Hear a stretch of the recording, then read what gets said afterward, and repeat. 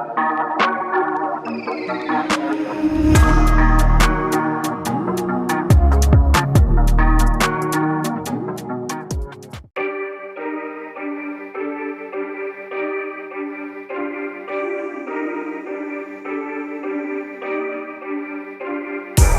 you hit ons, know it's game time. And you know me and my bros on the same time. No breaks, green light. No breaks, I got the green light. When you hit ons, know it's game time. And you know me and my bros on the same time. No breaks, green light. No breaks, I got the green. We gon' tear it down, tear it down, tear it down, yeah. We ain't going out, we ain't going into town, no. Money ain't the mission, no, we coming for the crown, yeah.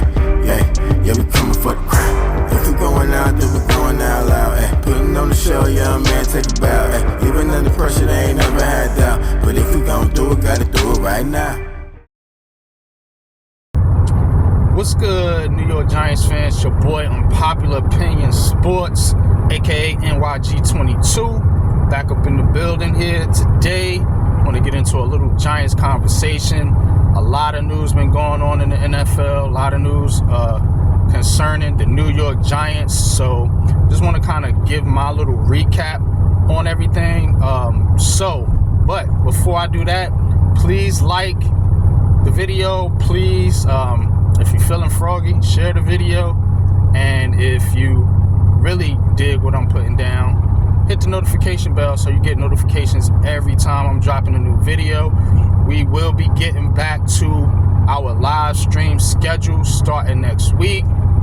Things are kind of settling down a little bit, so we want to get back into our routine. Of course, that's going to be Sunday with Giants Conversations, and then Tuesday, 8:30, you know what it is. Me and your boy, Coach Ed Gladney, back with Heart of the City. So stay tuned for that.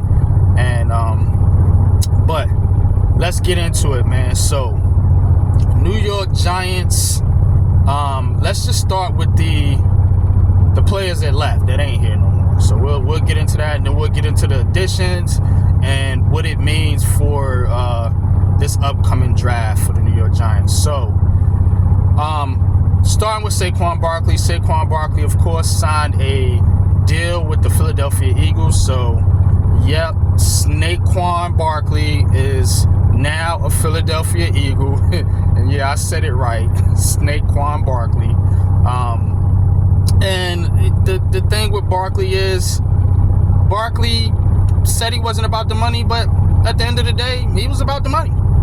He was about the money. Now, whether you agree or disagree with that, I mean, he's an NFL player. He deserves the right to go maximize his earnings, but it's not like the Giants did not try to retain Saquon Barkley. Reports out there that the false reports out there that he wasn't offered a contract. He was offered a contract. The Giants pretty much had a number in mind that they were willing to pay Saquon Barkley, and basically he just got more from the Eagles. Saquon said he wanted to be a Giant, said all the right things, but at the end of the day, he went elsewhere. I'm ready to move on from it. I don't particularly care anymore. At this point in time, he's an Eagle, and when the Giants play the Eagles, yeah, I'm gonna be rooting against Saquon Barkley. So all the sentimental stuff, that's out the window now. You're playing for the other team, buddy. So ain't gonna be no handshakes and daps and none of that. You know what I'm saying? We coming to kick your teeth in. Pretty much, man. So, but it is what it is. You know what I'm saying? The other part of this was Xavier Mckinney. Xavier Mckinney got a good deal from the Packers. It was right outside, from what I was told, right outside the Giants' range and what they were willing to pay at the safety market, and that's okay. That's okay, no ill will. For me personally, towards Xavier Mckinney, young safety in this league, we all kind of suspected that he was going to kind of outprice himself for the Giants. And it is what it is. The Giants now are going to be looking at Dane Belton probably taking that spot. So we'll see. Belton has some promise there. So, but now let's get into the additions. So, Giants went out, got John Runyon Jr. from the Packers, left guard, more of a pass blocking guard, which is something that the Giants obviously have been struggling at. So you get a pass blocking guard to help solidify that left side with Andrew Thomas and John Michael Smith, of course, at center. So pretty good pickup there. Went out and got Jermaine Illuminor. I hope I'm pronouncing that right. If I didn't, my bad. But he's a guard / tackle from the Raiders. Gonna be able to bring in some competition for Evan Neal. We'll see if Evan Neal gets kicked inside the guard. There's some speculation now that they're talking to Neal about a possible move in the guard. And Illuminor, pretty decent tackles, not going to be anything special, but he should at least be serviceable enough to hold down the right side of that line, which has been a sore spot, to put it nicely, for the New York Giants here in the last couple seasons. So good pickup there. Now the big move, the one I'm really excited about, is the Giants sent a 2nd and a 5th round pick to the Panthers to get Brian Burns. Yes, Brian Burns. Burn, baby, burn. Coming to the New York Giants over from the Panthers. Giants signed him to a 5-year deal, gave him a bag pretty much, and deservedly so. Brian Burns is, in my opinion, a top 5 pass rusher in this league right now. Now, he's not on the level of Bosa or Myles Garrett or anybody like that, but he can affect a game in a similar manner. You know what I'm saying? Brian Burns can wreck a game, especially in this New York Giants defense with Kayvon Thibodeau and Dexter Lawrence alongside him. So, big swing, big pickup there for the New York Giants. And we're going to get into a little more detail with the Brian Burns move and some of the other moves a little bit later. Just kind of want to recap some of the things here going on in the Giants community. Now, the other pickup was Isaiah McKenzie, wide receiver from Buffalo Bills. Probably going to be like a kick returner, is what I'm expecting this move to be. Of course, they re-signed Gunnar Olszewski. He's going to be the punt returner. So you got your kick returner, punt returner. The Giants obviously didn't want to get caught up with the disaster they had last year with the kick returner, punt returner units. So they also brought in Devin Singletary, running back. Of course, played with Houston last year. So he's a pretty tough runner. A little on the lighter side. I think he's only like 5'7". So I'll be looking for the Giants to get a bigger back coming up here, probably in the later rounds of the draft, or even undrafted free agent or somebody like that to pair with Singletary and Eric Gray. So the Giants are getting back to running back by committee, something that helped us win Super Bowls in the past. You remember the Bradshaw Jacobs combination that got us to 2 Super Bowls actually. So that's pretty much where the Giants are getting back to, which is I'm fine with that. You don't need a bell cow running back in the NFL nowadays, especially with the passing game the way it is, and you see Brian Dable and them, they're going to be looking to pass the ball more. You can tell with the signings that they made on the offensive line, because Runyon and I think Illuminor too had better pass blocking grades than run back blocking grades. So that bell cow Saquon Barkley like back wasn't needed with the offense that they're going to be putting out there moving forward. Now, what is it? Oh, can't forget about Drew Lock. Your QB of the future. Let me stop, man. But Drew Lock was signed to come in and compete with Daniel Jones. I don't think it's gonna make any. I don't think it's going to affect what they do at the top of the draft. So now we're looking at number 6 draft pick coming up for the New York Giants, and people are wondering, like, okay, what direction can the Giants go now? You know, we kind of ran down the free agency. There are some glaring needs still on this roster, starting with, you know, we all know the quarterback position. You got Daniel Jones, you got Drew Lock now. Now, technically, you could go into the season with just those two and Tommy DeVito, but speculation are the Giants are going to want to add a quarterback at some point in this draft, whether it's 6 or whether it's a later round guy like Joe Milton or Spencer Rattler, somebody like that. So they're going to add, I feel like, a quarterback at some point. The other obvious need is wide receiver. You know, McKenzie signing, it definitely ain't going to take wide receiver off the table. You know, you got Slayton, you got Hyatt, you got Wan'Dale Robinson. They let Isaiah Hodgins go. He's still a free agent now. We'll see if anybody picks him up.